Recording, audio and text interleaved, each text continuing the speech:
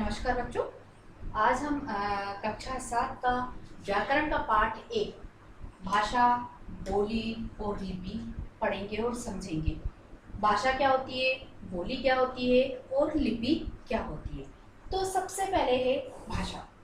तो भाषा वह साधन होती है जिसके द्वारा व्यक्ति अपने भावों और विचारों को बोलकर और लिखकर प्रकट करता है तथा दूसरों के भावों को सुनकर और पढ़कर समझता है। उसे कहा जाता है भाषा। समझ में आया? सबसे पहले कि भाषा में कहा जाता है कि अपने जो भाव होते हैं, अपने मन के विचार उत्पन्न होते हैं, अपने भाव होते हैं, या हम किसी को कुछ कहना चाहते हैं, समझाना चाहते हैं, तो वो कैसे करें? तो वो होता है कि एक तो बोलकर और लिखकर हम अपने भावों को दूसरों को पहुंचाते हैं। और दूसरा, जब दूसरे के भाव क्या होते हैं उनको कैसे समझते हैं, तो सबसे पहले हम उनको सुनकर समझते हैं और हम उनको पढ़कर समझते हैं। तो उसे कहा जाता है भाषा। दूसरा है भाषा के रूप, भाषा के प्रकार, भाषा के भेद। क्या होते हैं? भाषा के प्रकार दो होते हैं, एक होता है मौखिक और एक होता है लिखित। जब हम अपने विचारों को बोलकर सामने वाले को समझाते हैं तो वो हमारा मौखिक रूप होता है।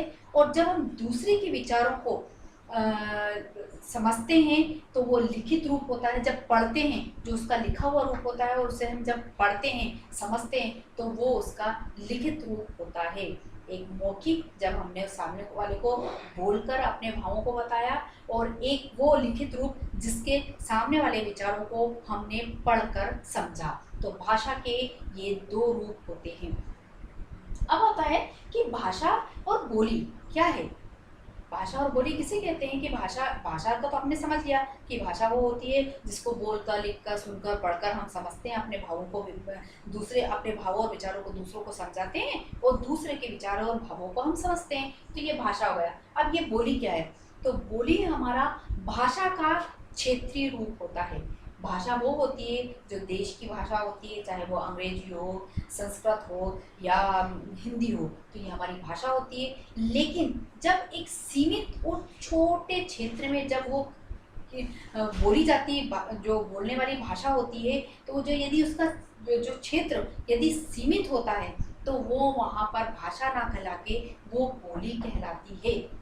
उसे हम बोली कहते हैं, भाषा नहीं कह सकते। जैसे हम उदाहरण स्वरूप ये समझ सकते हैं कि मध्य प्रदेश में बहुत सारे छोटे छोटे अलग अलग ज़िले बने हुए हैं। उन ज़िलों में कहीं कहीं जैसे कहा जाता है कि मालवी भाषा बोली जाती है, कहीं बुंदेली बोली जाती है, कि कहीं जैसे दूसरे क्षेत्रों में चले जाओ या दूसरे प्रदेशों में चले जाओ तो ब्रज है या छत्तीसगढ़ी है या बघेली है। तो इस तरीके की जो सीमित क्षेत्र में बोली जाती है वो बोली कही जाती है, उसे हम भाषा नहीं कहेंगे।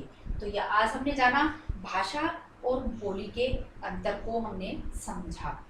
अब इसके बाद हमारा तीसरा पॉइंट आता है लिपि। तो लिपि किसे कहते हैं, लिपि की ज़रूरत क्यों पड़ती है भाषा में, तो इसकी जानकारी आपको मैं अपने अगले वीडियो में देती हूँ। तब तक के लिए नमस्कार।